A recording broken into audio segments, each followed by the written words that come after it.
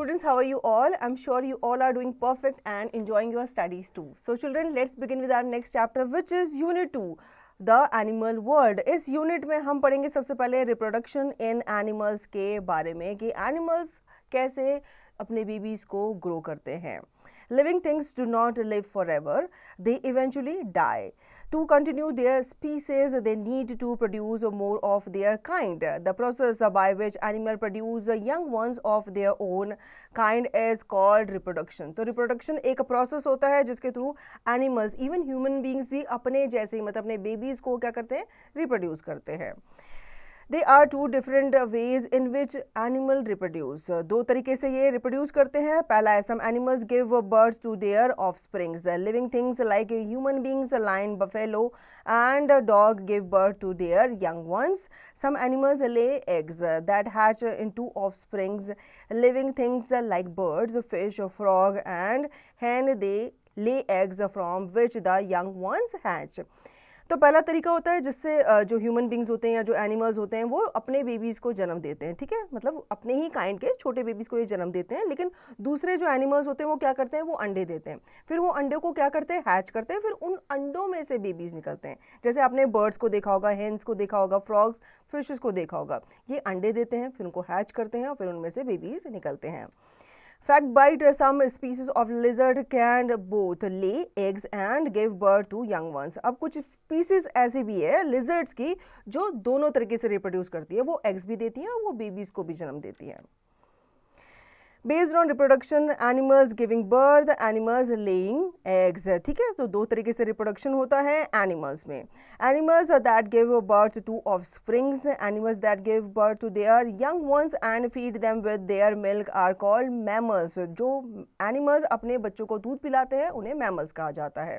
Human beings, cows and sheep are some mammals.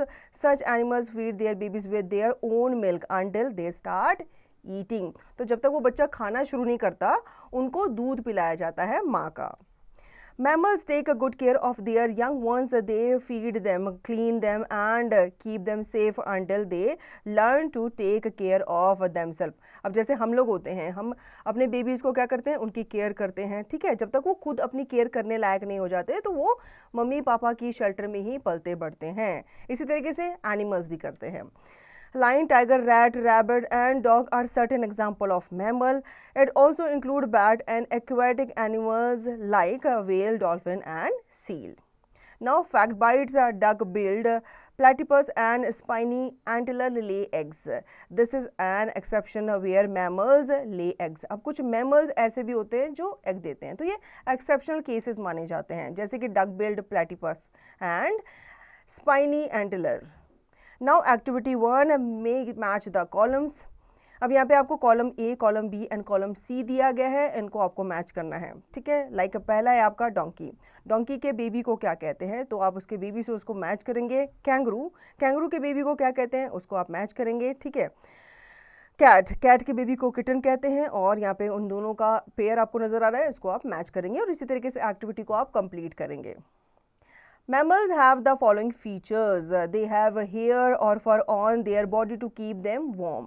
They are called warm-blooded animals because they have a constant body temperature. They keep their young ones warm and protect them from enemies and climatic conditions. Mammals have 4 limbs. They may have 2 legs and 2 arms or 4 legs or a pair of flippers and fins. They have a backbone or spine with a highly developed brain. अब यहाँ पे mammals के features बताए गए हैं कि क्या क्या फीचर्स इनमें होते हैं. एक तो इनकी पूरी बॉडी में क्या होते हैं, फर्स होते हैं जो इनको वार्म रखते हैं, ठंड से बचाते हैं. ये वार्म ब्लडेड एनिमल्स माने जाते हैं क्योंकि इनका जो बॉडी टेम्परेचर है वो कांस्टेंट रहता है. ये अपने यंग वंस को वार्म रखते हैं, उनको प्रोटेक्ट करके रखते हैं एनिमल्स जो उनके एनिमीज होते हैं उनसे और क्लाइमेटिक कंडीशन से. साथ ही साथ मैमल्स के 4 लिम्स होते हैं, मतलब आपने ज़्यादातर जो एनिमल्स हैं उनको 4 पैरों पे चलते हुए देखा होगा. कुछ एनिमल्स के हाथों की जगह पे फ्लिपर्स होते हैं और टेल होती है. Fact bites, animals that reproduce by giving birth to their young ones are called viviparous animals. तो जो एनिमल्स अपने बच्चों को जन्म देते हैं उनको विविपेरस एनिमल्स भी कहा जाता है. Again, fact bites. Animals like kangaroos carry their young ones in their pouch. These animals are known as marsupials. कुछ एनिमल्स जैसे कि कैंगरू आपने देखा होगा, उसकी बेली में एक पाउच होता है जिसके अंदर वो अपने बेबीज को पालता है, उनको बड़ा करता है. Animals that lay eggs. अब हम बात करेंगे उन एनिमल्स की जो एग देते हैं. There are certain animals that lay eggs. Some of them are birds, amphibians, aquatic animals, insects and reptiles. They keep eggs in a warm place or sit on them to keep them warm. When the egg matures, the babies hatch out. ठीक है, कुछ animals जैसे कि आपने birds देखे होंगे, amphibians, aquatic animals, insect और reptiles भी क्या करते हैं, एग्स देते हैं.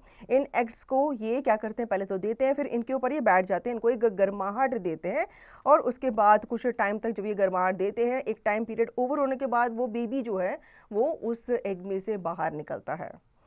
Structure of an egg. The egg of all the animals have a similar structure. An egg consists of an eggshell yolk and albumen. तो इस तरह का आपका एगशेल होता है, एग की जो स्ट्रक्चर होता है इस तरह का होता है, ओवल शेप का ये होता है. ठीक है, इसमें बाहर एगशेल होता है जो उसकी बाहर की लेयर होती है, उसके बीच में आपका एलुबिलम होता है और उसके बिल्कुल अंदर एग योक होता है. Fact bites. The largest egg on earth is of ostrich, whereas the smallest egg is of a hummingbird. Nearly 4,700 hummingbirds eggs would fit in one ostrich egg. तो सबसे बड़ा जो एग होता है वो किसका होता है, ऑस्ट्रिच का होता है. सबसे छोटा जो है वो हमिंग बर्ड का होता है. तो यहाँ पे बताया कि इतने सारे हमिंग बर्ड जो हैं वो एक उसके एग में समा जाते हैं, ऑस्ट्रिच के एग में. Eggshell, the thin hard outer covering of the egg is called the eggshell. The shell protects the contents of the egg. Yolk, the yellow inner part of the egg is called the yolk. It is rich in carbohydrates, fats, proteins, vitamins and minerals. The yolk contains the embryo. Albumen, the egg white or albumen is the clear jelly-like protein-rich substance inside the egg. It nourishes the developing chick with proteins. ठीक है, तो हर चीज़ का यहाँ पे एक meaning बताया गया है. जैसे जो एगशेल होता है ये एग के अंदर वाले पार्ट को क्या करता है, कवर करता है, उसे प्रोटेक्ट करके रखता है. एग योक जो होता है ये आपका येलो इनर पार्ट होता है एग का. ठीक है, और ये काफ़ी रिच होता है कार्बोहाइड्रेट्स में, फैट में, प्रोटीन्स, विटामिन, मिनरल्स में. और यही जो आपका योक होता है यही एम्ब्रियो को कंटेन करता है. एलुबिलम जो होता है ये क्लियर जेली लाइक पार्ट होता है जिसमें आपके प्रोटीन रिच सब्सटेंसेस होते हैं. Activity 2. Take the help of an elder or ask your teacher to take an egg. Break the eggshell, open it gently in a bowl. With the help of a spoon, you will be able to see the white albulum and the round yellow yolk clearly. तो अगर आपको egg को clearly देखना है और अच्छे से समझना है तो आपको क्या करना है, एक एग लेना है, किसी बड़े की मदद से आप उसको क्रैक करेंगे और उसके अंदर का पार्ट आप देखेंगे. Now birds reproduce by laying eggs. For this they build nest. They sit on their eggs to keep them warm. After some time, the eggs mature and the baby bird hatches out. In the eggs, the developing baby goes through different stages of development before it is ready to hatch. Birds क्या करते हैं, ये भी अंडे देते हैं. ठीक है, इसके लिए वो सबसे पहले क्या करते हैं, एक नेस्ट बनाते हैं, घोंसला वो बनाते हैं ताकि उसमें अपने अंडों को सेफ रख सकें. फिर जैसे ये अंडे देते हैं उसके ऊपर ये बैठ जाते हैं, उसको एक गर्माहट देते हैं. फिर एक टाइम पीरियड के बाद उसमें से बच्चा जो है वो निकलता है और वो डेवलप होता है, ग्रो करता है. The mother bird lays eggs. Mother provides warmth to the egg by sitting on. Providing warmth to the eggs is called incubation. The chick grows inside the egg. After some days, the egg breaks open and the chick comes out of the egg. This is called hatching. These different stages of development are called life cycle. तो यहाँ पे हमें बताया गया है same procedure कि जो mother bird होती है वो अंडे देती है, फिर उनके ऊपर बैठती है, फिर उसमें से जो बच्चा है वो डेवलप होकर निकलता है और फिर वो पूरे लाइफ साइकिल को फॉलो करता है. Now fact bites. Embryo is the early stage of developing baby in the yolk. तो जो योक में बेबी बनना जो स्टार्ट होता है उसका अर्ली स्टेज जो होती है वो एम्ब्रियो होता है. एम्फीबियंस के बारे में बात कर लेते हैं. Amphibians like frogs lay eggs in water in large clusters called spams. Each egg hatches into tadpole. It has a tail like fish and breathes through gills. It can live only in water. It keeps growing and changes into a mature frog that can move on land with its legs and can also live in water. In this process, it develops legs and small teeth, losing its tail. It also develops lungs for breathing. Metamorphosis is the process where a tadpole changes into an adult frog.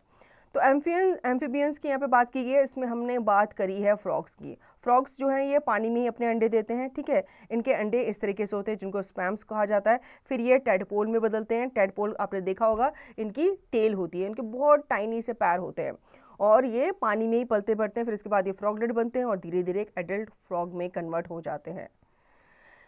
Fact bites, frogs have both lungs and gills. They breathe through gills in water and through lungs on land. तो frogs के gills भी होते हैं और lungs भी होते हैं। जब ये पानी के बाहर होते हैं तो ये अपने लंग्स से सांस लेते हैं और जब ये पानी के अंदर होते हैं तो अपने गिल्स से सांस लेते हैं। Now insects, life cycle of a butterfly. A butterfly lays hundreds of eggs at a time. The eggs hatch into young ones called larvae or caterpillars. After a few days, the caterpillar builds a cocoon around itself to form the pupa. During this period, it sheds its skin several times. An adult butterfly comes out from the cocoon after a few days. अब हम बात करेंगे life cycle of butterfly की। Butterfly जो होती हैं वो बहुत सारे अंडे देती हैं। ये लीव्स वगैरह में अपने अंडे देती हैं, किसी भी टहनी पे अपने अंडे ये देती हैं। इनके जो एग होते हैं, जो इनके यंग वंस होते हैं, उनको लार्वा या फिर कैटरपिलर्स कहा जाता है। ये जो कैटरपिलर्स होते हैं ये अपने आसपास पूरा एक कोकून तैयार कर लेते हैं, एक तरह का एक कवरिंग अपने आप को दे देते हैं। फिर ये इसके अंदर क्या करते हैं, ग्रो करते हैं और अपनी स्किन जो है काफ़ी बार ये शेड करते हैं। उसके बाद एक टाइम पीरियड जब पूरा हो जाता है तो उस कोकून में से बटरफ्लाई बाहर आती है। Life cycle of a cockroach. An adult cockroach lays eggs. After 2 weeks, the egg hatch into young cockroaches called nymphs. The nymph sheds its skin several times. Soon it changes into an adult cockroach. This shedding of old skin is called molting. अब cockroach की भी life cycle के बारे में जान लेते हैं। Adult cockroach जो होता है ये काफ़ी सारे अंडे देता है, ठीक है।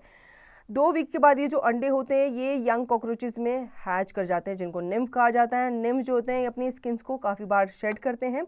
उसके बाद ये जल्दी ही एक बड़े कॉकरोच में डेवलप हो जाते हैं। Activity 3. Below are the picture of different stages of the life cycle of a butterfly. Number these picture in the correct order. तो आपको यहाँ पे बटरफ्लाई की पिक्चर, उसकी लाइफ साइकिल की पिक्चर दिखाई गई है। आपको क्या करना है, इनको करेक्ट सीक्वेंस में लिखना है, इनको नंबर देना है। लाइक पहले उसने एग दिया, ठीक है, उसके बाद वो कैटरपिलर बना, कैटरपिलर से उसने कोकून में कन्वर्ट हो गया, उसके अंदर वो रहता है और उसके बाद ग्रो करके वापस वो एक बटरफ्लाई बन जाता है।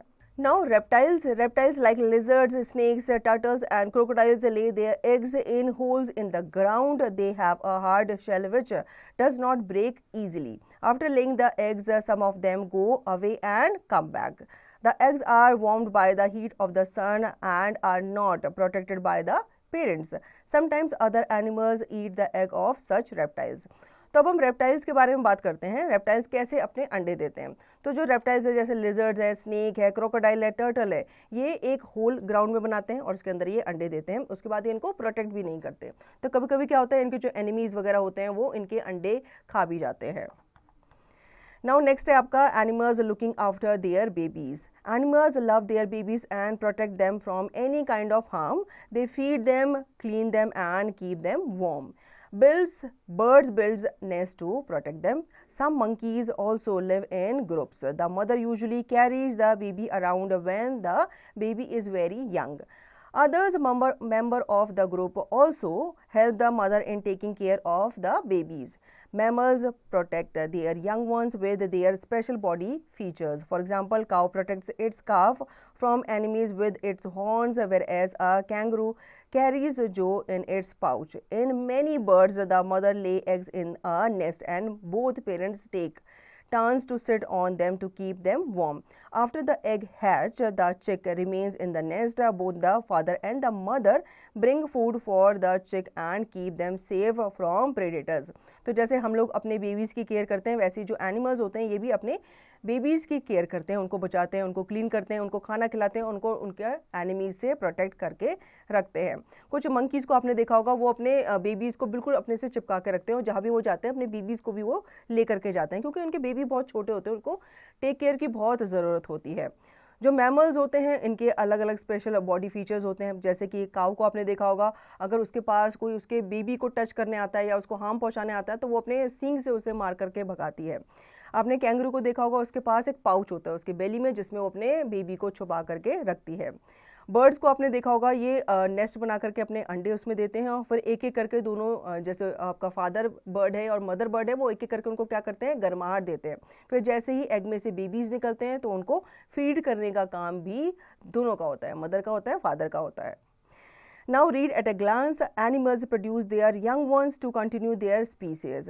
There are two types of animals: animals giving birth to their young ones and animals laying eggs from which offsprings hatch out. An egg is made up of the eggshell, yolk and albumen. Inside the yolk lies the developing baby embryo. Birds, insects, butterflies, frogs, fishes, cockroaches, turtles and snakes are the animals that lay eggs. Cats, dogs, tigers, lion and humans are mammals that give birth to babies.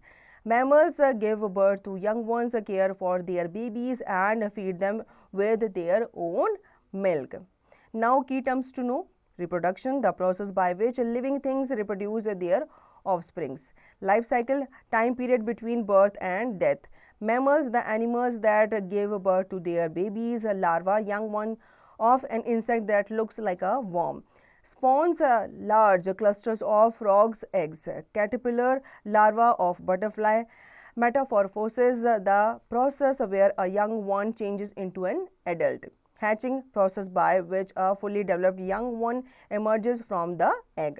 तो basically इस chapter में हमने animals के बारे में पढ़ा, कैसे वो रिप्रोड्यूस करते हैं और कैसे वो बच्चे देते हैं। बच्चे हमने देखा कि वो दो तरीके से देते हैं, कुछ जो है वो अपने बच्चे डायरेक्टली देते हैं और कुछ जो है वो क्या करते हैं, वो अंडे देते हैं, फिर अंडों को वो हैच करते हैं, उनके ऊपर बैठ के उनको एक गर्माहट देते हैं, उन अंडों में से बेबीज निकलते हैं, फिर उनको वो फीड वगैरह करवाते हैं, उनकी केयर वगैरह करते हैं। So children, I hope you understood the chapter very well. Now you will revise the chapter and practice the given exercise to understand the chapter thoroughly.